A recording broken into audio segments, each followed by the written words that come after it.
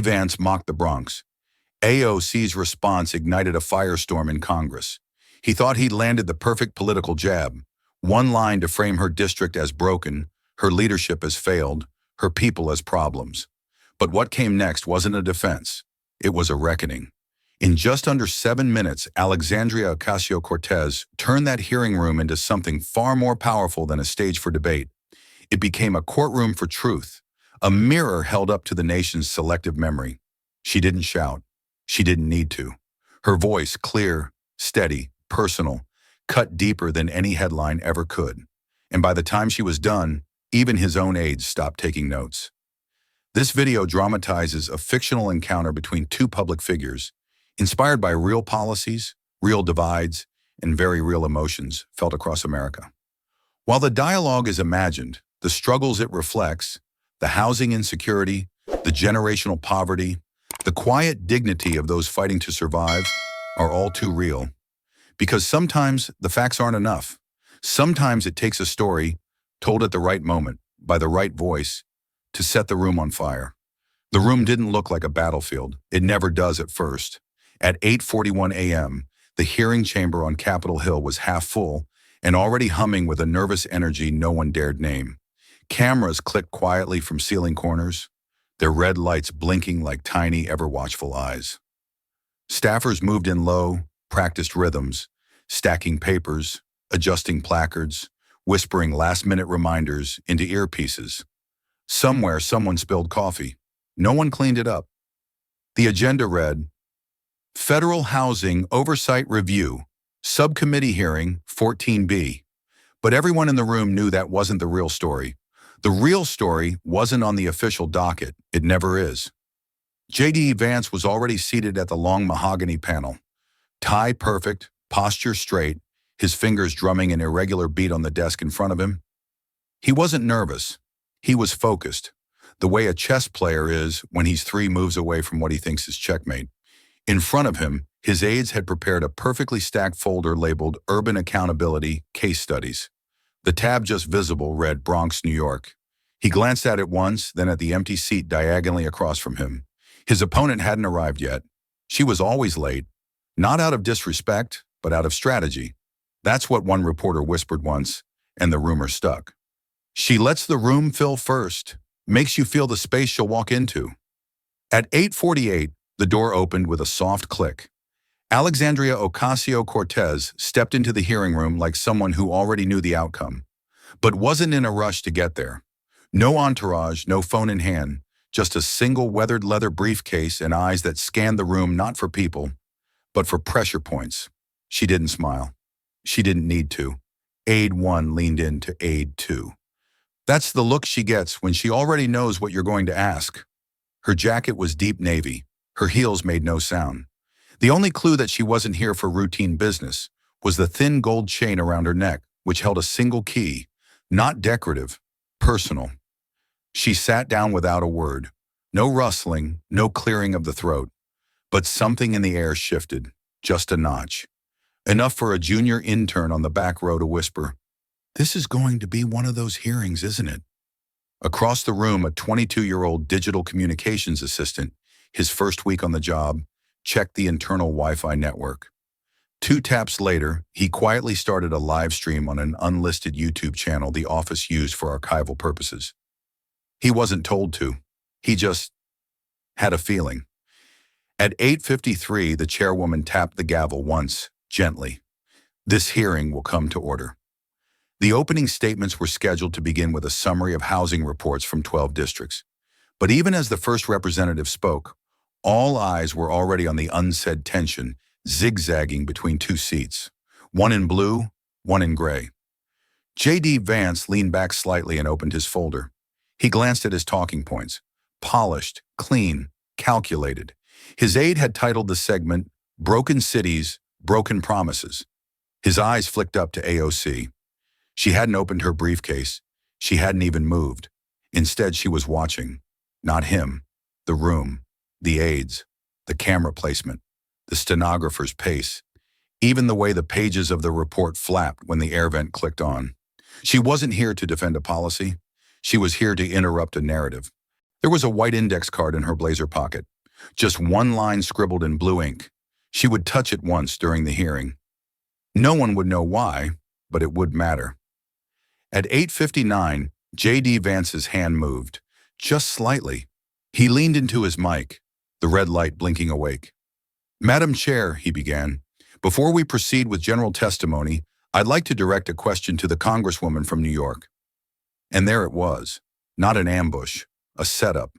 The sentence was wrapped in civility, but it carried the cold, surgical sharpness of someone who'd rehearsed not just his lines, but her presumed reactions.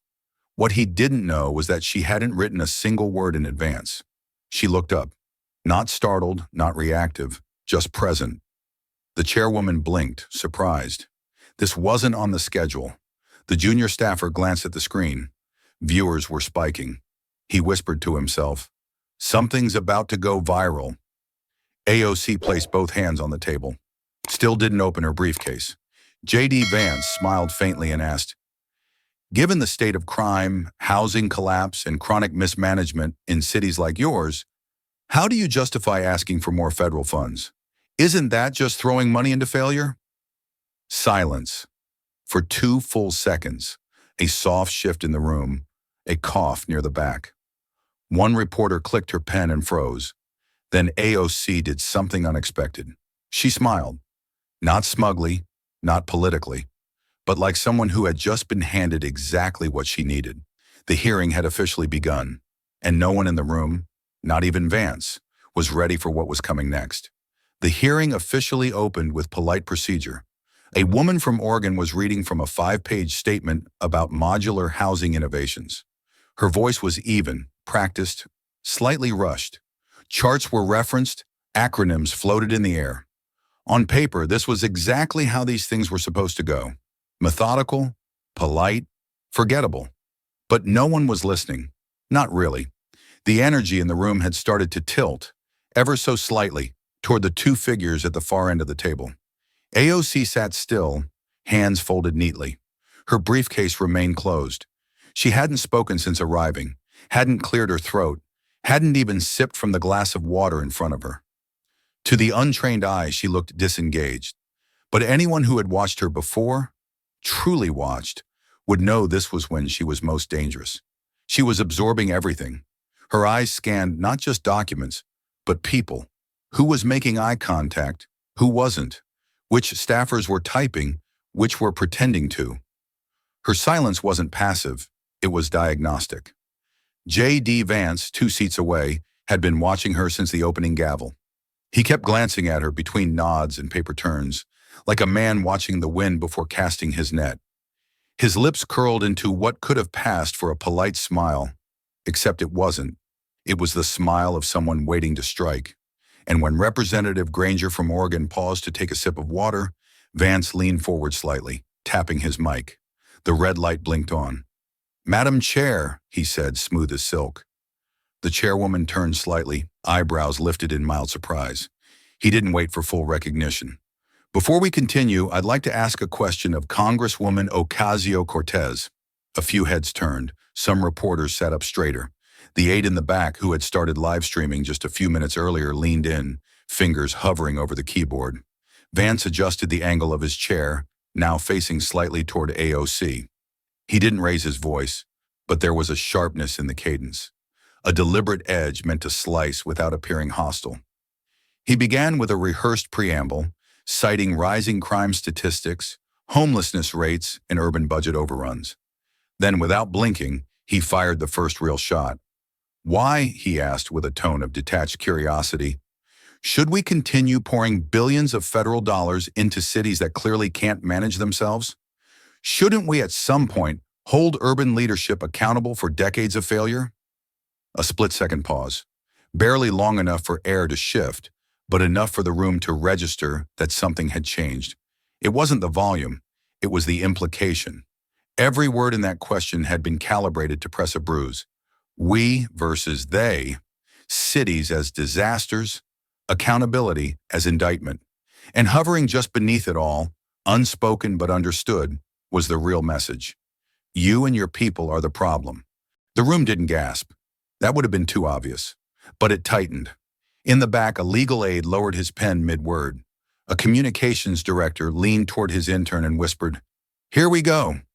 And at the far end of the panel, AOC finally moved. She didn't flinch. She didn't look rattled. She simply turned her gaze toward Vance. Not with indignation, but with precision, like someone examining a cracked vase.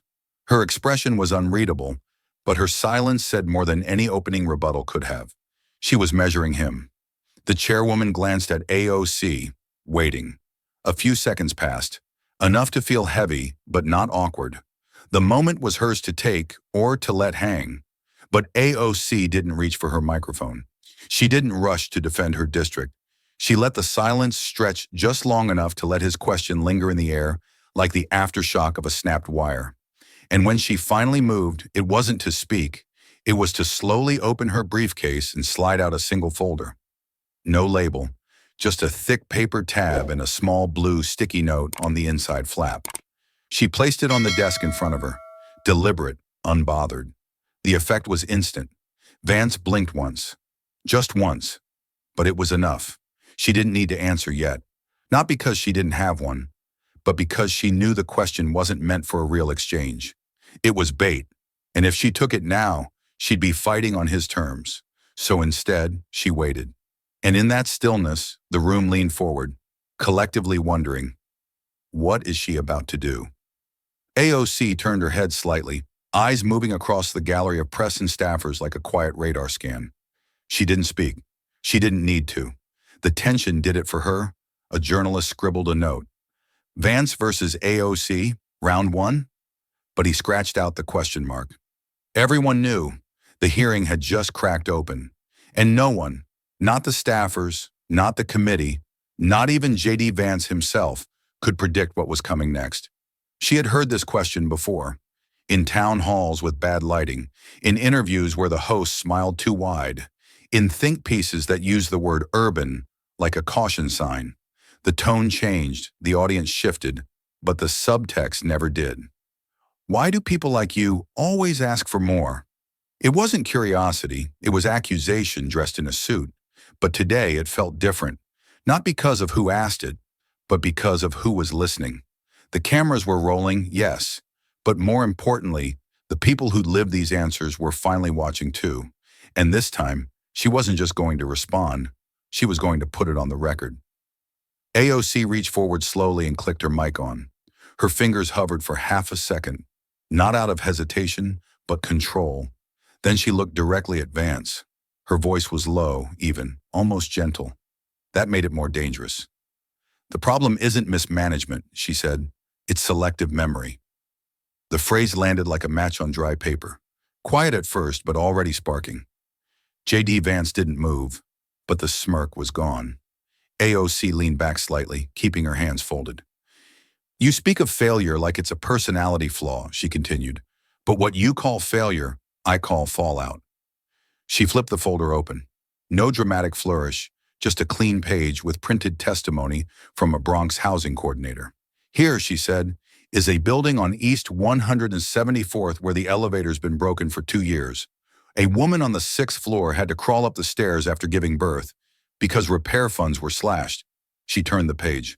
Here's a school in Hunts Point where 3 classrooms share one working heater. One of the teachers buys space blankets out of pocket. And here, another flip, is a record of federal HUD funds diverted away from our district after being labeled too high risk, even though our need hadn't changed. She looked up again. So if you want to talk about accountability, we can. But only if we include who got to hold the pen when the rules were written. Only if we admit that some communities were designed to be under-resourced, that the crisis didn't show up on its own. It was invited by policy. The room was silent. Not politely silent, alert silent. People were now listening not to respond, but to absorb. AOC didn't pause for applause. She wasn't here to perform. She reached into her folder again and pulled out a small folded photo. She didn't hold it up. She slid it gently across the desk until it faced the camera. It showed a narrow hallway, peeling walls, a handwritten "Do Not Use" sign taped across a warped door. This is not from my district, she said calmly. This is from Portsmouth, Ohio. 2 blocks from one of your constituent service offices, Senator. Vance's fingers tightened slightly around his pen. Not enough for anyone but the cameras to notice. But AOC saw it. She wasn't done. You see, I'm not here to pretend the Bronx is perfect, she said, but I won't let you weaponize our struggle to distract from yours. Her tone hadn't changed, but the rhythm of her delivery now carried that unmistakable pulse, measured, unflinching, surgical. Because while you mock urban poverty, rural poverty is being romanticized. One is painted as dysfunction, the other as tragedy, but they both deserve dignity, and they both deserve action. The woman seated 2 rows behind Vance nodded slowly. AOC continued, I've met grandmothers in Kentucky who share 1 generator between 3 trailers. I've met teachers in East New York who bring bottled water to class because their faucets run brown. Her voice softened, but her eyes sharpened. The suffering isn't different. What's different is who gets blamed for it. That was the pivot. Now she wasn't defending anymore. She was prosecuting. And since you brought up leadership, let's look at where the money goes. Because I've voted for bills that would have helped communities like yours. And you voted no. You talk about government waste, but when we try to fix what's broken, you call it overreach. A brief rustle from a staffer's notebook. Someone underlined something twice. AOC didn't look at the press. She didn't scan for reaction. She looked straight at Vance. Not to challenge his power, but to question his premise. I've spent my life in buildings people forget until election season, she said. And I've watched how quickly people pivot from we care to they failed once it's time to spend real money. She inhaled once. No theatrics, just clarity. You want to talk poverty, she said, her voice still quiet, but undeniable. Let's talk about where it lives and who gets blamed for it. The sentence dropped like iron. J.D. Vance said nothing, and for the first time all morning, no one in the room looked away.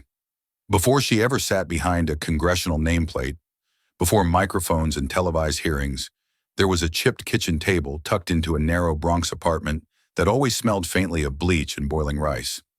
That's where Alexandria's education began, not in policy, but in survival. Her mother would return late from cleaning houses in Riverdale, her nails raw, her back aching. She'd drop her keys into a chipped ceramic bowl and say nothing for the first 10 minutes.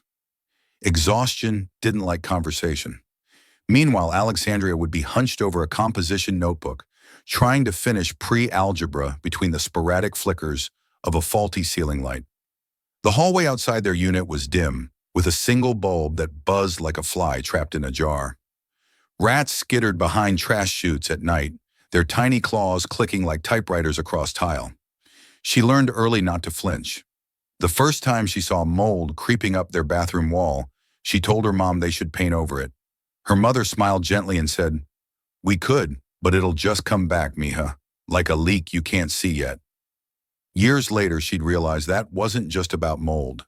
It was about systems that never planned to fix what they let rot. In winters, the radiator clanked like it was choking on the cold. Some nights it barely worked.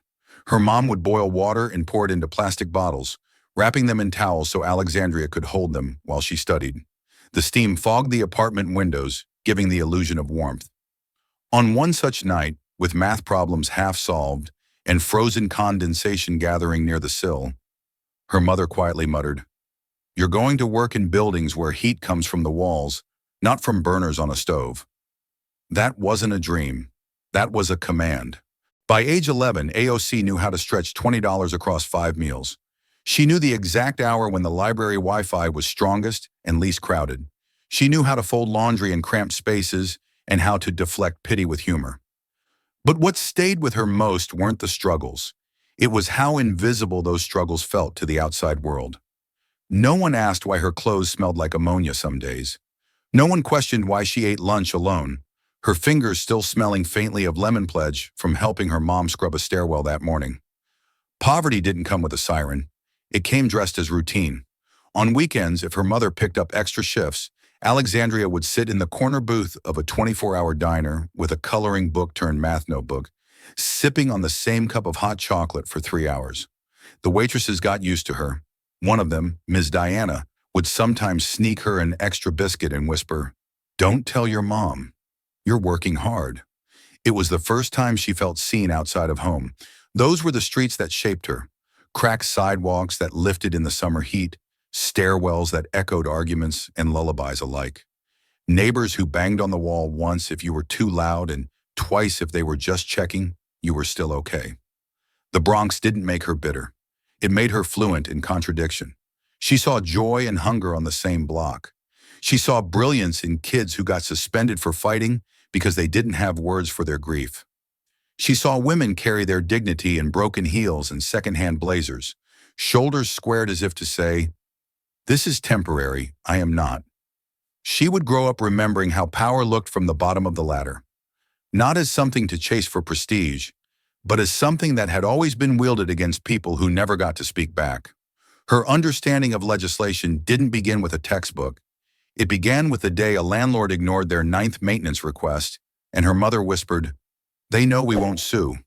That's why they wait." So when AOC speaks about policy, it doesn't come from theory. It comes from memories embedded in concrete stairwells and water-stained ceilings. She doesn't need to imagine what housing injustice looks like. She lived it. And it's why, when someone like J.D. Vance implies her district is broken, she doesn't blink. Because she knows what it looks like when a place is painted as failure from the outside, but survives every single day from within. AOC didn't raise her voice. She didn't need to. Her tone remained calm, measured, but something in the cadence shifted. Each word landed with surgical intent. Each pause timed with the precision of someone who had delivered this testimony before, not in hearings but in classrooms, living rooms, and court waiting areas where people didn't speak in policy language, but still lived with its consequences every day. She flipped open the second tab in her folder. A thin blue line marked the page. "Let's start with the eviction rates," she said, holding up the first chart. Bronx County has one of the highest eviction filing rates in the country. In 2023 alone, over 58,000 cases were filed, most against Black and brown tenants, and most of those tenants didn't have legal representation. She scanned the table in front of her, eyes passing over silent lawmakers who now looked less like panelists and more like bystanders. "Now," she continued, flipping to the next page, "I could stop there and give you more numbers. Vacancy ratios, median rent spikes, court backlog. But let me show you what those numbers actually mean." She reached for a glossy sheet tucked into the folder and turned it toward the nearest camera. A photograph, not dramatic but specific. A woman standing on a third-floor landing, a stroller beside her, 3 children huddled behind her legs. "This is Maria," AOC said. "She lives in Morris Heights. She works 2 jobs, day shift at a laundromat, overnight at a packaging facility. Her building hasn't had working heat for 2 winters. She received her 3rd eviction notice last month. Not for missing rent, she pays, but because the landlord wants to renovate and raise the price." She let the image sit in the room for a moment, then turned the page. Another face, this time a boy with an oxygen mask, lying in a hospital bed with a Bronx Science sweatshirt on his lap. "This is Elijah, 15 years old, asthma. Missed 22 days of school last semester because his apartment has black mold in both bedrooms. His mother applied 3 times for housing relief. Each time she was told funding had already run out." She looked up slowly. "I want you to look at their faces, because when we talk about redlining, about disinvestment, it's easy to picture maps and spreadsheets. But these aren't just Zeta IP codes. These are addresses, and they're underwater." The silence was different now, not anticipatory, but heavy. One senator glanced toward his aide, who had stopped taking notes and was simply staring at the photo of the boy. AOC closed the folder halfway, keeping her fingers on the edge. "These conditions don't happen in a vacuum," she said. "They're the result of decisions. Decisions made in rooms like this. Rooms where words like urban decline and market correction are tossed around like they're not about people who are freezing, coughing, breaking." She let that hang in the air, then turned directly to Vance. "And let's talk about funding disparities," she added. "In 2022, HUD allocated over $4 billion in revitalization grants. Less than 11% of that reached high-poverty districts with majority Black and Latino populations. Meanwhile, pilot programs in wealthier, gentrifying neighborhoods received full funding within months. The criteria, projected return on investment. She didn't say it with bitterness. She said it like someone showing the autopsy of a system that never planned for her people to thrive. Vance had shifted back in his seat. It wasn't dramatic, but the change in posture was real. His chin lifted slightly. He blinked more often now. His fingers tapped once, then stopped. He wasn't rattled. Not yet, but he was preparing. His rebuttal was forming behind his eyes. AOC noticed. She didn't push harder. Not yet. She closed the folder completely, flattening her palm on top of it like a seal. "You can disagree with my tone," she said. "You can disagree with my politics. But what you cannot do is erase the data or the people behind it. Because they're not numbers to me. They're neighbors. And they've waited long enough." She exhaled slowly, then leaned back. For the first time since the hearing began, J.D. Vance looked away. Not out of shame, but calculation. The kind that comes before the next move in a long, quiet war. J.D. Vance had been waiting, not patiently, but with precision. As soon as AOC leaned back, having closed her folder and delivered her final line, he shifted forward. The movement was slight, practiced, but unmistakable. A predator sensing the lull between breaths. He tapped the microphone. The red light blinked on again. "Congresswoman," he began, voice steady and professional, but tinged with the polished condescension of a man who believed history came with an expiration date. "With all due respect, some of what you mentioned happened decades ago. Redlining, disinvestment. No one's denying those things were real. But at what point," he leaned in slightly now, "do leaders like you start taking responsibility for the conditions today? Are we going to keep blaming the past forever, or are we going to fix the present?" There was no gasp, just the faint creak of someone shifting in their seat behind the camera line. On the dais, a staffer stopped highlighting and looked up. 2 chairs down, a policy assistant murmured, "There it is." They knew what had just happened. This wasn't a question, it was the oldest deflection in the book, disguised as forward thinking. Rewrite the timeline, cut out the cause, focus on the symptom, and blame whoever's nearest to it. AOC didn't blink. Her expression didn't shift. She was used to hearing that phrase, take responsibility, used not as a call to leadership, but as a sword to punish anyone who dared to name the roots of a crisis. But she waited a beat before speaking. Long enough for everyone in the room to register that she wasn't flustered. She was choosing her angle. "You want accountability?" she said finally, voice level. "Then let's start with who designed the system, not just who's drowning in it." The line wasn't loud, but it had weight, the kind that made pens stop mid-word. She could feel the room hold its breath. "Because you don't get to show up in year 70 of a 100-year problem and act like it's new," she continued. "You don't get to watch an entire neighborhood burn because of zoning laws, predatory loans, and environmental dumping, and then walk in when the ashes are still warm and say, 'Why didn't you fix this yet?'" Her words weren't angry. They were focused, deliberate, sharpened not by emotion, but by memory. Vance tried to interject, but she kept going. "Let me ask you something," she said. "If a dam breaks because it was built on faulty designs, and the people downstream are swimming for their lives, do you lecture them for not learning to build boats, or do you hold the engineer accountable?" She let the metaphor hang in the air. One staffer muttered "damn" under their breath. Another quietly hit record on their phone. "You call this history," she added, "like that's a way to bury it. But for us, it's not history, it's inheritance." Her voice softened, not out of weakness but out of confidence. "You think because you weren't there, the system that built this doesn't have your fingerprints on it. But when you vote to block housing bills, cut public education, and defund healthcare access in these communities, you're not just observing the fire, you're feeding it." Vance adjusted his mic but didn't speak. The camera angle caught the faint narrowing of his eyes. He was calculating again, reassessing. AOC leaned forward slightly, fingers laced in front of her. "And here's the thing about blame," she said. "It's easy to dish out when you've never had to hold it. It's easy to talk about bootstraps when you've inherited the boots. It's easy to question leadership in districts like mine, when your own voted for policies that stripped the floor out from under us decades ago, and continue to every time you call social investment a handout." The line didn't just strike, it echoed. Phones in the back row lit up.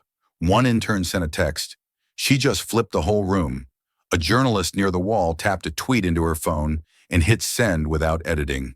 AOC to JD Vance, "You didn't show up to fix the system. You showed up to forget who broke it." The clip would go viral within the hour, but inside that room, it hadn't become a headline yet. It was still just a moment, a crack in the narrative, widening with every word. AOC didn't lean back this time. She didn't need to. The damage had been done, and it wasn't theatrical. It was structural. She had redefined the argument, not as a debate between leaders, but as a confrontation between amnesia and memory. And memory in that room had just spoken first. She didn't announce the shift.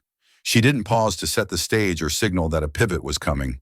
She simply turned to a new tab in her folder, green not blue this time, and pulled out a stack of pages clipped together with a single rusted binder clip. No highlighter, no labels, just facts. "Let's talk about conditions," AOC said calmly, her voice as even as if she were reading a grocery list. "But not in the Bronx. Not today. Let's talk about Ohio." The name dropped into the room like a pin in a balloon. JD Vance's expression didn't change immediately, not visibly, but those who were watching closely would have seen it. The way he blinked once, then sat just a fraction of an inch straighter. AOC lifted the first page and laid it flat for the nearest camera. It was a photo printed on low-gloss paper, a single-story trailer home, leaning slightly to one side, a blue tarp tied over the roof with frayed rope and bricks. "This is in Jackson Township," she said, her eyes still on the image. "It belongs to a woman named Elaine, 62 years old, lives alone. Her heating system failed 2 winters ago, and she's been using a space heater in her oven ever since. When she called the local council for assistance, she was told to be patient, that federal funds were backlogged." She turned the next page. Another photo, this one of an interior wall covered in black splotches, spreading like shadows across cheap drywall. "This is in Ross County, a rental property with confirmed mold contamination. 2 kids in that household have recurring respiratory infections. Their parents both work, one in a Dollar General, the other doing odd jobs. Rent, $850 a month." Another flip. Chillicothe, a converted shed behind a defunct gas station. No running water. 4 people. 1 toilet bucket. She didn't glance at Vance yet. Not yet. The silence in the room was no longer passive. It was tight, focused, almost reverent. No one interrupted. No one rustled paper. Even the HVAC vent seemed to hum a little quieter. AOC finally looked up. "These aren't headlines. These aren't talking points from some coastal newspaper. These are your districts, Senator Vance." Her voice was still soft, but the softness had turned steel. "These are families in your own backyard, living in conditions you'd condemn if they were 2 states over. But because they're rural, they're hidden behind language like resource strain or economic lag. And when we propose funding to fix it, you call it bloated government." Vance blinked again. His mouth twitched almost imperceptibly. His hands stayed on the table, fingers just touching. He didn't speak, but the moment of public exposure, of vulnerability turned outward, was already unfolding. AOC laid her hand gently on the photos. "This isn't about shaming a region. This is about being honest about who's being left behind and who gets offered excuses instead of solutions. I care about these people, not because I represent them, but because I know what it's like to live in a home that smells like mold, to wrap your hands around a radiator and still feel the cold in your bones." She paused, not for effect, but to let the words settle. "And let's be clear," she added, "poverty doesn't care about party lines. It doesn't check your voter registration before it rots your floors or closes your clinic." Now she looked directly at him. "The question isn't whether these conditions exist. It's whether you're willing to acknowledge them when they're closer to your donors than to your opposition." For the first time all morning, JD Vance didn't look like he was preparing a response. He looked like someone who had just watched his playbook go up in flames. And the hearing wasn't even halfway through. AOC didn't shift tone. She didn't pivot with bravado. She simply picked up a single sheet of paper from her folder, unfolded it with care, and laid it on the desk as if it were something fragile. No photo this time, just handwriting, a name written in block letters across the top. Ronnie. She didn't say the full name. That wasn't the point. Ronnie is 71, she began, her voice softer now, not quieter, but more human.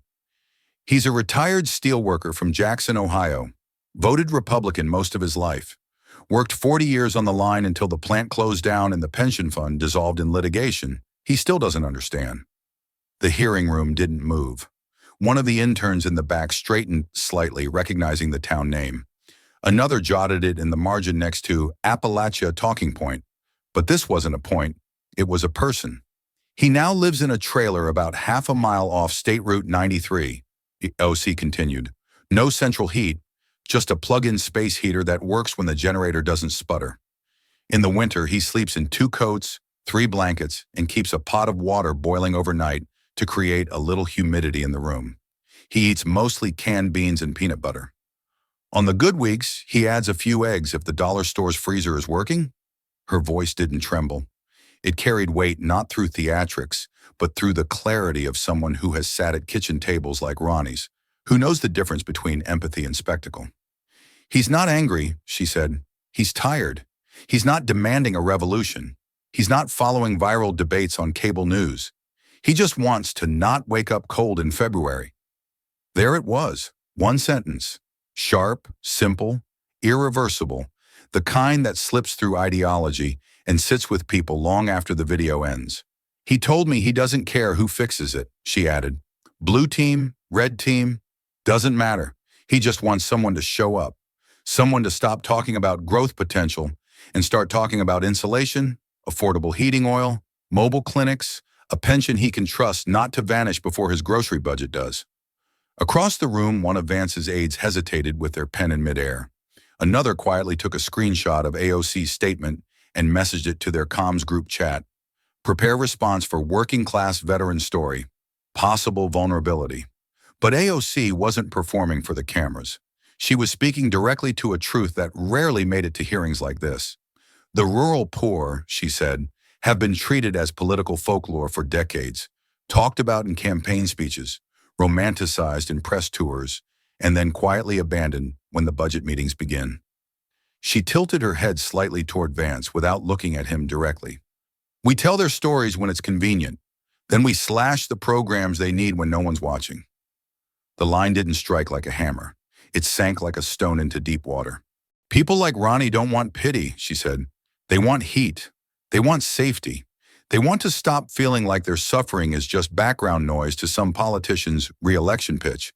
Then after a pause that made the whole room lean slightly forward, she added, and in that, Ronnie and Maria from the Bronx have more in common than this room ever seems willing to admit. It was in that moment, not in confrontation, but in connection, that AOC bridged the line no statistic ever could. She wasn't comparing pain, she was aligning it. Poverty didn't wear a party badge, and she refused to pretend it did. J.D. Vance didn't interrupt. He didn't have to, because right now the room wasn't his, and the audience wasn't choosing sides. They were listening. AOC didn't pause for effect. She never did. Her silences were never empty. They were loaded, deliberate, spaces where the weight of her words could stretch out and settle. The room was still absorbing Ronnie's story when she drew a slow breath and looked out across the panel. Not at Vance this time, but past him. We talk about poverty, she said, as if it's neutral, as if it just happens, as if one zip code suffers from mismanagement and another from misfortune. She adjusted the paper in front of her but didn't read from it. She knew what she was about to say. When rural poverty gets sympathy, she said quietly, and urban poverty gets blamed. That's not economics. That's bias. The sentence didn't echo. It landed. Flat, heavy, true. The kind of truth no one wants to admit because once it's out in the open, it demands a response. One senator cleared their throat softly. A junior staffer shifted their weight in the back row, glancing at their screen as if checking whether they were still recording. They were. Someone else. No one remembered who. Breathed a little louder than usual, the only sound in a chamber thick with discomfort. Not outrage, just exposure. AOC continued, her voice steady. We tell poor families in the Bronx that their problems are their fault, that their communities failed, that they need to work harder, parent better, move somewhere else. But when we see a family in Appalachia struggling with the same mold, the same debt, the same empty fridge, we call them left behind. We say they deserve help. She leaned in slightly, not for drama, but for clarity. We give one group lectures, we give the other group legislation. She wasn't angry. That would have made it easier to dismiss her. She was focused, calm, the kind of calm that makes you reconsider every assumption you've spoken without even realizing it. I'm not here to say one community deserves more than another, she added. I'm here to say that the system treats them as if one is broken and the other is worthy. That's the real division. Not red versus blue, not city versus country, but who gets believed when they say they're suffering. On Twitter, the moment had already been clipped. A communications intern from a progressive think tank posted a 37-second video with the caption, "She's not defending, she's exposing." In under 15 minutes, it hit 20,000 views. Journalists began circling quotes in their notes. One of them wrote in all caps, "She just blew up the narrative." Inside the hearing room, J.D. Vance remained silent.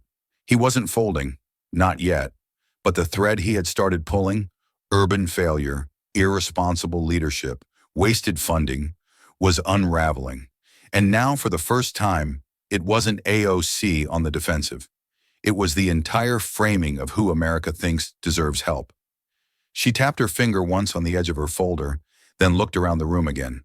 This country has enough money to fix broken schools, enough engineers to fix broken pipes, enough innovation to fix broken roofs. What we don't have, she said slowly, is the will to do it equally, because too many of us have been taught that where you live and what you look like when you live there determines whether your pain is valid. No one replied. She closed her folder quietly, but the moment didn't close with it. It lingered, in the eyes of aides who suddenly felt a little smaller, in the posture of lawmakers who now avoided glancing at the cameras, in the space between two elected officials who had walked into this hearing prepared for a debate and found themselves sitting in a reckoning. No one said it, but everyone knew. The room had just shifted, and it wouldn't shift back. AOC didn't open another folder. She didn't hold up a chart or point to a stat line on a screen. She just placed her hand flat on the table and spoke like someone stepping into memory, not politics. "I was 13 the first time I saw our belongings on the sidewalk," she said quietly. Her voice didn't falter, not at first. "We had come home from school, my little brother and I. He was excited because he thought we were moving. He kept asking which place we were going to next, if it had bunk beds. I remember standing there watching a neighbor help stack our couch against the gate. There were boxes we hadn't packed ourselves, a trash bag filled with our winter coats." The hearing room fell into absolute stillness. Even the steady hum of the overhead ventilation seemed to recede. AOC's eyes weren't on anyone now. They were fixed somewhere only she could see. "My mom was on the steps," she continued softer. "She wasn't yelling. She wasn't asking questions. She was just sitting. Her hands were shaking in her lap, and she kept looking down at them like they didn't belong to her anymore." A long breath slipped out of her before the next sentence came, and for the first time that morning, her voice cracked. Just once, a fissure in the armor, barely perceptible, but unmistakably human. She didn't apologize. She didn't pause for effect. She simply swallowed and kept going. "That night we stayed with a neighbor. I slept on a blow-up mattress in a room that smelled like cat litter and soap. My brother asked me if we were still poor. I didn't know what to say." One aide near the back set their pen down slowly, not because they were finished taking notes, but because there was nothing left to write. What AOC was doing couldn't be captured in bullet points. It wasn't a speech. It was a scar being shown, carefully, without shame. She lifted her gaze again, steady now. "People think eviction is just a legal term, a line on a court record. But it's not. It's your privacy spilled across the sidewalk. It's your dignity measured in what you can carry in one trip. It's explaining to your little brother why his favorite sneakers are gone because they were in the wrong bag at the wrong time." No one interrupted. Not even Vance. AOC let the silence return, but this time it wasn't stillness. It was weight. That was the night I learned stability is a luxury, she said. That working hard doesn't guarantee safety, and that sometimes the only thing separating you from the street is whether the paperwork goes through on time. She didn't need applause. She wasn't seeking sympathy. What she gave in that moment wasn't strategy. It was truth laid bare. And truth, when spoken without shame, doesn't need permission to be powerful. AOC didn't wait for the room to recover. She moved from eviction into education as naturally as breath, as if the two had always been part of the same story. And in a way, they were. A year after we lost the apartment, she began, her voice clear again. Our local high school lost its accreditation. They told us in a morning assembly. No warning, no transition plan, just a letter from the state pinned to a bulletin board by the front office. She didn't need to dramatize it. The simplicity of the moment said everything. They said there weren't enough certified teachers, that the test scores had dropped too far, that the textbooks were out of date, and the facilities didn't meet basic standards. We already knew that. What we didn't know was how fast "we'll figure it out" turned into "you're on your own." She glanced down at her hands for a second, then back up, eyes steady. The Department of Education said, "We'll revisit in 2 years." Her voice didn't change, but the next sentence cut straight through the air. That's someone's freshman and sophomore years. Gone. That's a kid walking into high school full of potential and walking out at 16 already behind, already tired. No one moved. It was the kind of silence where people know they're being confronted with something they should have realized long ago, but didn't. She continued, slower now, every phrase like a lesson etched on a chalkboard that had long since been erased. We had teachers who wanted to help, but no resources. Some days we had to take notes on printer paper because there weren't enough notebooks. The science lab had 2 working Bunsen burners. The history book still stopped at the Gulf War. She didn't glance at the senators. She didn't need to. The hearing room itself seemed to contract around her words. One of the congressional aides typed something into their notes and paused, then deleted it. There wasn't a neat way to package this. We talk about fixing education as if it's a policy checkbox, she said, but to us, it wasn't theory, it was time lost. And when you're already poor, time is the one thing you can't afford to waste. Because time means momentum. Time means keeping up. And when the government says, "We'll come back in 2 years," what they're really saying is, "You're not urgent enough." The words weren't bitter. They were worn, like something repeated to herself too many times over the years to still sting, but still too true to ignore. I had classmates who dropped out before the state ever followed up. Smart kids, creative kids, kids who learned how to hustle because no one showed them how to graduate. She let that hang, not with finality, but with purpose. When we say public education is broken, we say it like it's abstract. But I remember the cracks. I sat in them. And there's a difference between fixing a system and studying its failure from a safe distance. The room didn't applaud. It wouldn't have been appropriate. But they listened all the same. Because in that moment, she wasn't talking about education. She was showing what it looked like when a country chooses to wait and a generation is left behind. AOC didn't raise her voice. She didn't have to. The hearing room had already quieted, the kind of silence that doesn't ask for authority. It yields to it. Her tone was level, steady, but something in her posture had changed. She wasn't just presenting anymore. She was testifying. "We have this idea," she said carefully, "that suffering only earns dignity if it fits a certain narrative. If the zip code is rural, if the skin color is lighter, if the language is humble but never angry." Her hands rested calmly on the desk as she looked toward the row of senators, not with accusation, but clarity. "A woman in Appalachia is struggling. She's brave," she continued. "A woman in the Bronx is struggling. She's a failure." She let it sit for a beat. The line wasn't theatrical. It was surgical. It cut through every assumption in the room and landed without apology. J.D. Vance shifted for the first time in 10 minutes. It wasn't dramatic, but it was visible.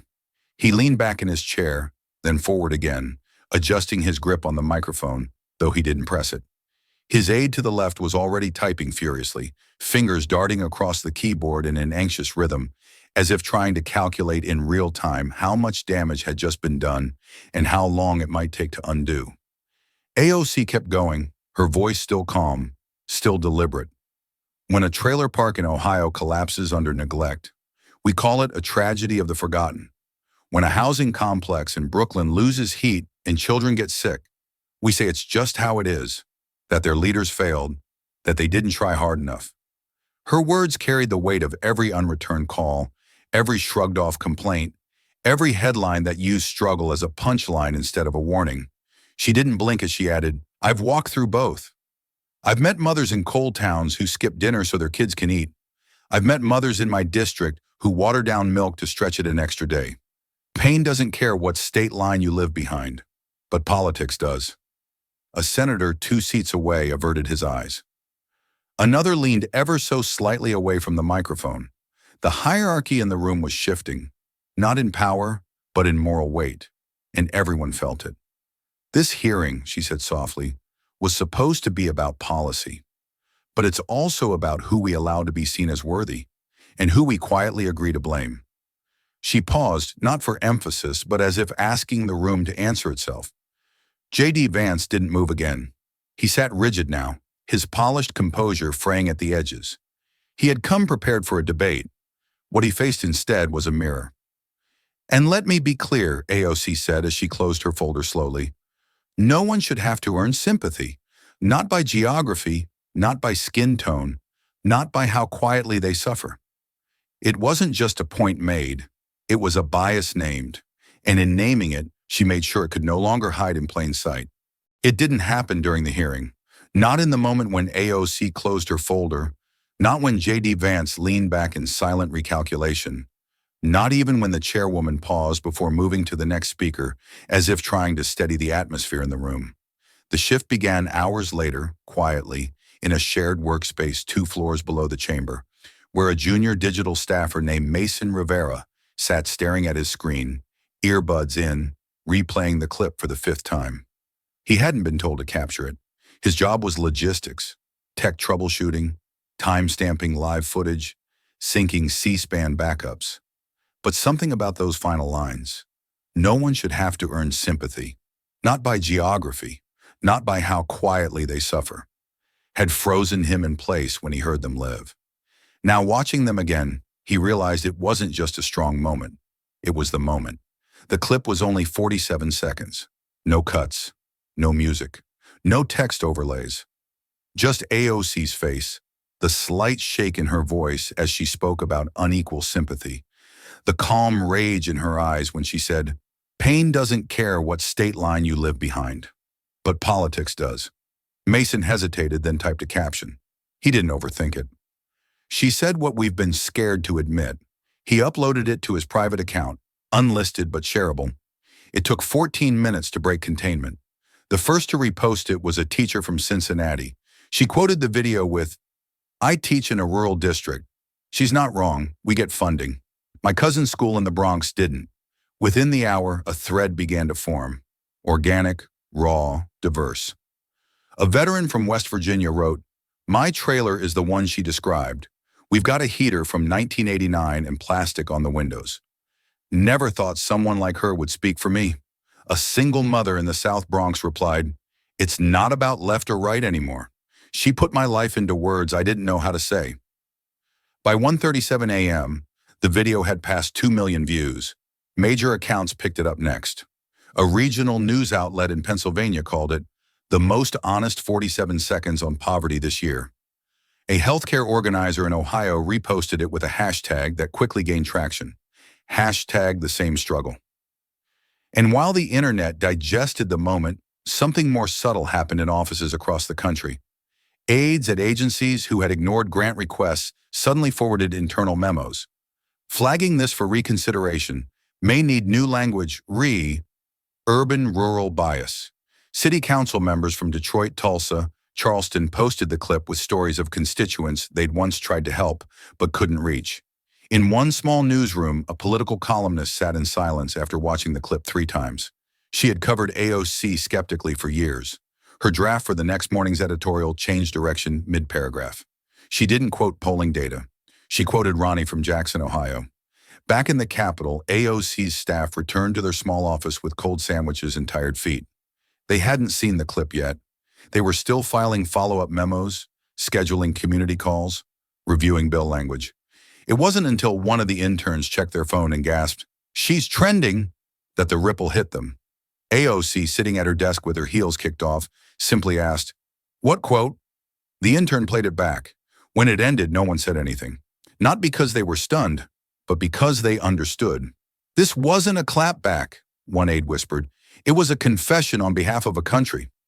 Down the hall, another team, VANCE's, was scrambling. The clip wasn't framed as an attack, which made it harder to counter. There were no dramatic insults, no exaggerated tone, nothing they could spin as partisan rhetoric. It was too quiet, too clean. The kind of truth that didn't need volume to sting. By morning, radio hosts were quoting it. Morning shows were debating it. AOC's name trended beside phrases like unfiltered. Finally, someone said it, and not just city politics. And somewhere in a small house outside Columbus, a man in his 70s sat at his kitchen table, sipping instant coffee. He watched the clip on a cracked iPad, recognizing himself not by name, but by circumstance. He leaned back in his chair and murmured to no one in particular, "She didn't lie." It wasn't just the 47 seconds that changed the room. It was what those 47 seconds allowed people to say afterward.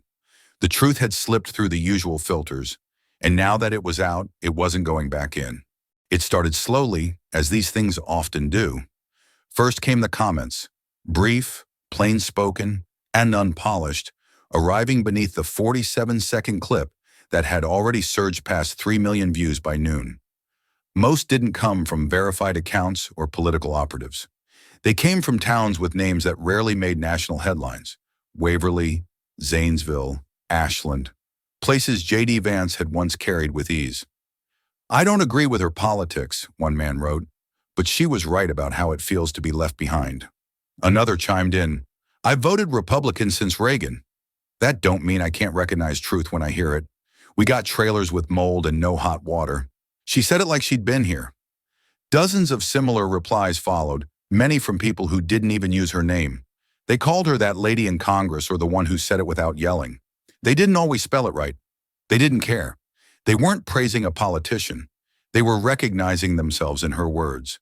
In an old union hall in Portsmouth, a retired coal worker watched the clip twice during lunch, then played it again for the custodian mopping the floor. "She's talking about Ronnie, ain't she?" the custodian asked. "Could have been any of us," the other man replied. Meanwhile, back in Washington, AOC's office phone started ringing, not with media inquiries or policy calls, but voicemails from people whose names would never appear on campaign donor rolls. A former factory worker from Lawrence County left a message through tears. "I don't know why I'm calling, just no one ever talks about the heat going out. Not like that. Thank you for seeing us." A woman from rural Kentucky emailed her scheduler directly. She didn't ask for a meeting. She just wrote, "I clean houses too. Tell her I said thank you." By late afternoon, the inbox had shifted from routine correspondence to raw testimony. Teachers from West Virginia, nurses from small-town Pennsylvania, a single dad in rural Indiana who said he worked 2 jobs and still had to pick between medicine and heat in January. "I didn't think people like her would even know what that's like," he wrote. "Guess I was wrong." The most striking thing wasn't just the volume of the response. It was where it came from.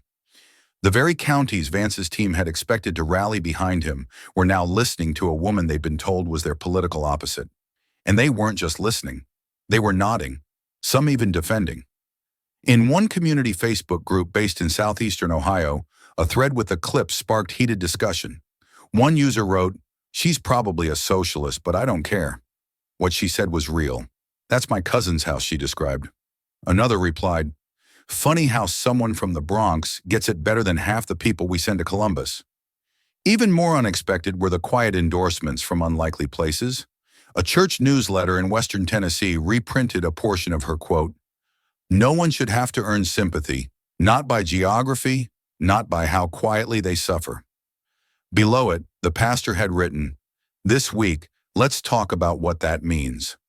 In campaign offices across red states, the response set off a flurry of internal reassessments.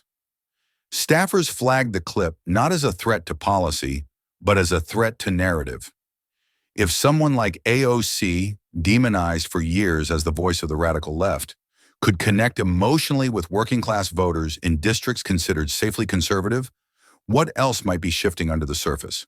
Back in D.C., AOC's staff gathered for a debrief. The policy team expected to talk housing amendments. Instead, they found themselves reading aloud emails from a truck driver in Nebraska, a diner cook in Missouri, and a public librarian in a town no one on the team could place on a map. The room stayed quiet as one aide read a voicemail transcription. "I'm not one of your people, but I feel like you're one of mine." AOC sat listening, arms crossed loosely, no visible expression on her face, but her eyes didn't leave the screen where each name and location appeared. "I didn't expect this," someone finally said. AOC shrugged gently. "They didn't either," she replied. "That's the problem." And just like that, the moment clarified. This wasn't a breakthrough because it went viral. It was a breakthrough because it pierced through all the years of carefully drawn lines. Red counties, blue districts, heartland versus inner city. For once, someone had spoken in a way that made all of it feel smaller than the reality people were living. This wasn't about flipping votes. It was about flipping something deeper, what people believed about who cared. And now, in the most unexpected places, people were saying aloud what they'd once kept to themselves. "She's one of the only ones who didn't make me feel ashamed. I didn't think Congress remembered us. She made me feel like we mattered." It was empathy without permission, and it had found its way into the places no campaign ever expected to reach. By the time J.D. Vance's team issued a response, the internet had already made its judgment. The press release landed late, a neatly typed two-paragraph statement circulated to journalists and posted on his official channels. "I respect Representative Ocasio-Cortez's passion and recognize the challenges facing many American communities," it began before pivoting quickly to generic language about fiscal responsibility, long-term reform, and the need for bipartisan dialogue. It was safe, polished, sanitized, and it backfired almost instantly.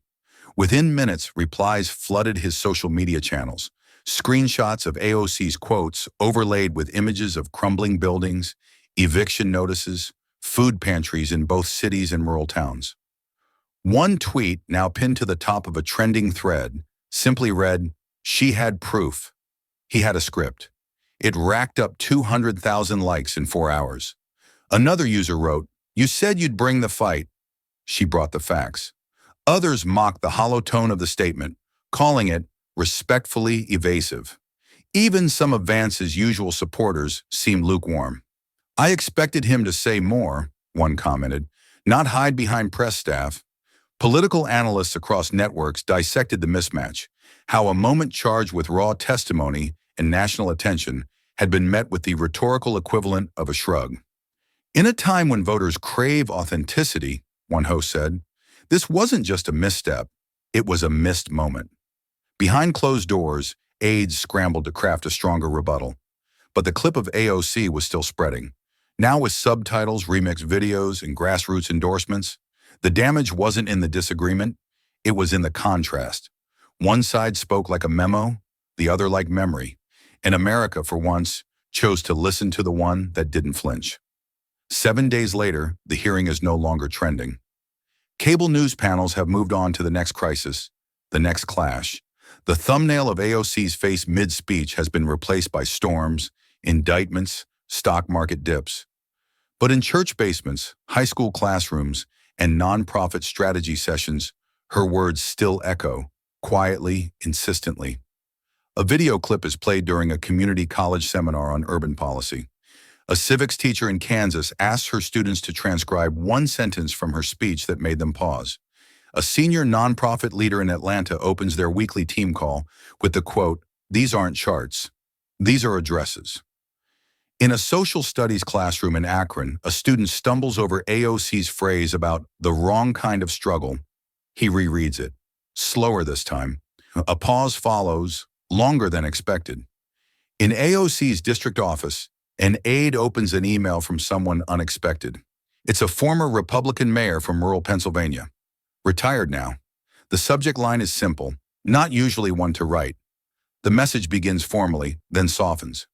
I've spent years believing people like you were the problem.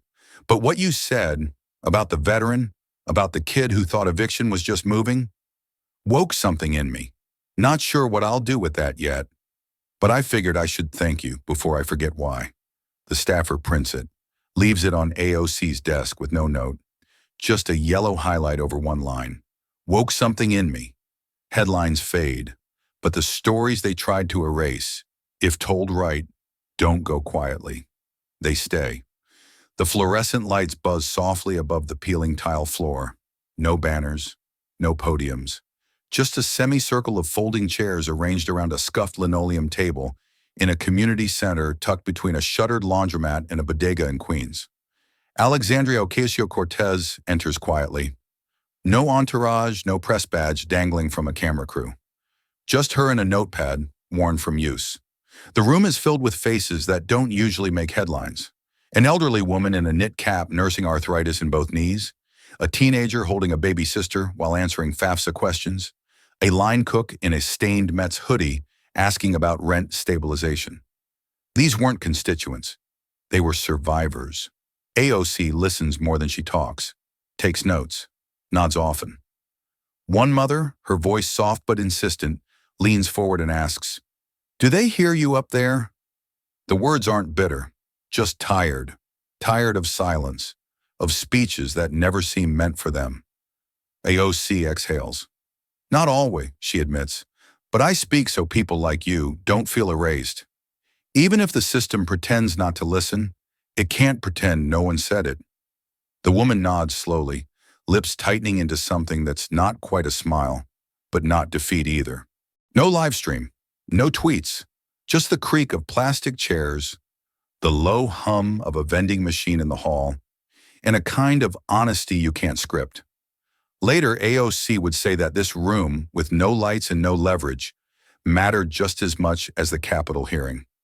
Maybe more, because the people in this room weren't trying to go viral. They were just trying to be visible. And for once, they were. The hearing room is empty now. The nameplates are gone, chairs pushed in. What remains is silence, not the kind that forgets, but the kind that remembers too well. Somewhere in a Capitol archive, the official recording is filed away, labeled by date and docket number. But that isn't the one people keep replaying. The clip that lives on wasn't edited for sound bites. It wasn't cut for outrage. It was just a steady voice, unflinching, threading data with pain and refusing to flinch. In voiceover, AOC speaks, not like a politician, but like someone folding away a piece of truth to be passed on. Politics isn't just laws, it's memory. It's who we're told to admire, who we're told to ignore, whose struggle counts, whose truth survives. She pauses, then adds, and who never got to speak loud enough for the mic to catch it. Quick cuts flash across the screen. A Bronx girl walking past a closed library, an Ohio vet adjusting a space heater, a teacher rewinding her speech in a civics class. No music swells, just presence, just proof. Then a final frame, the hearing transcript, now printed and pinned to a community board wall. Above it, handwritten in red marker, this wasn't a takedown, it was a record. And just beneath that, and records live on. Fade to black, a soft click. The mic, still on. The headlines moved on as they always do. A week after the hearing, social media's spotlight shifted. First to the bankruptcy of a major tech conglomerate, then to a senator's offhand remark that ignited a different kind of outrage on a podcast. But something from that day refused to fade. It wasn't trending anymore. It was echoing. In a high school civics class in Michigan, a teacher played the 47-second clip and asked students to write what survival with dignity meant to them. In a church basement in Kentucky, a pastor quoted AOC's words before passing around a donation plate for single mothers in the community. "Don't let them shame you for what you had to survive," he read aloud, voice trembling, as a few in the pews nodded silently. That same phrase was printed on laminated paper and taped to the entrance of a nonprofit in Tulsa, Oklahoma, a shelter that saw too many families fall between the cracks. Back in Washington, an envelope arrived, handwritten, no return address. Inside was a note from a retired Republican mayor.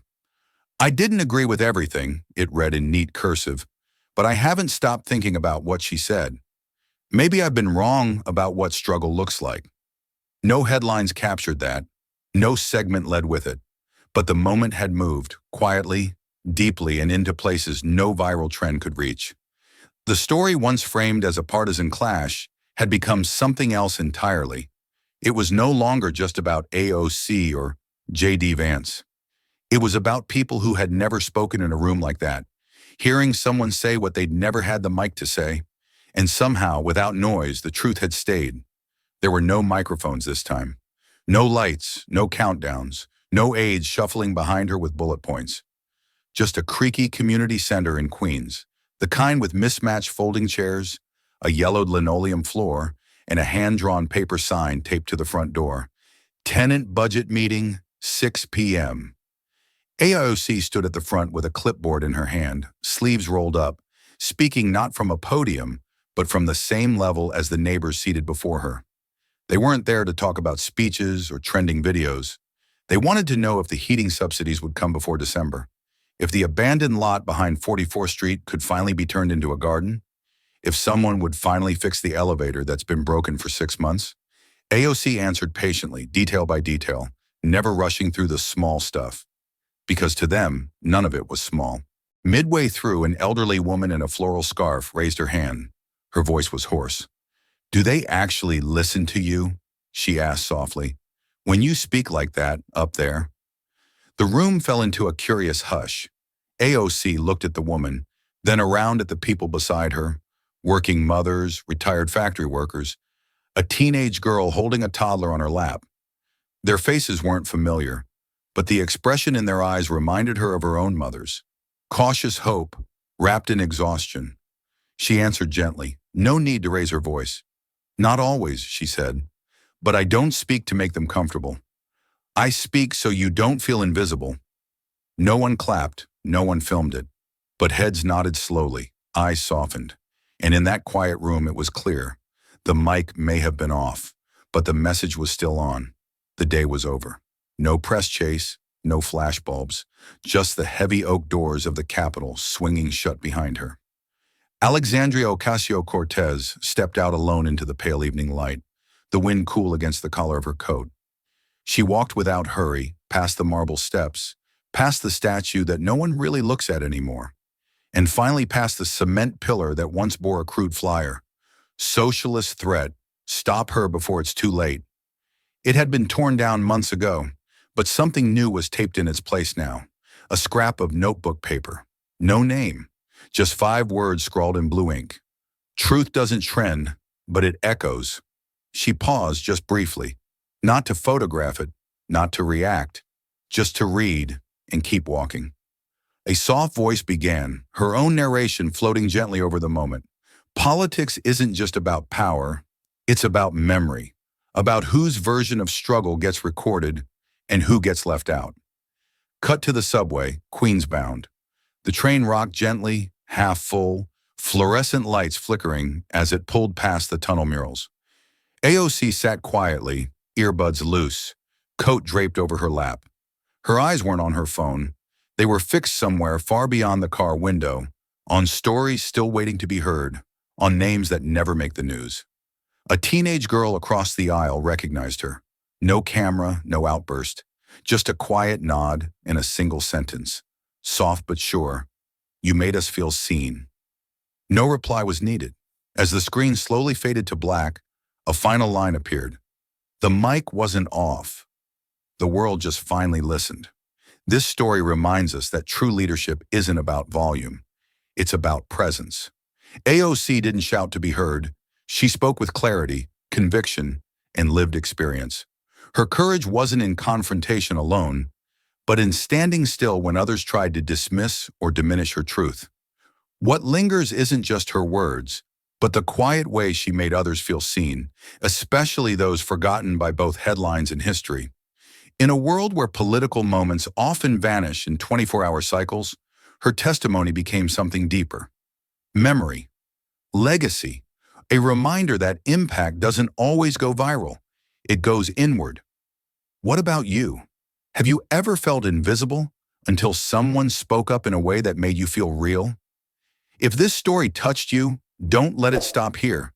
Like, share, and subscribe to Alexandria Rising Stories, where every voice matters and every story echoes far beyond the screen.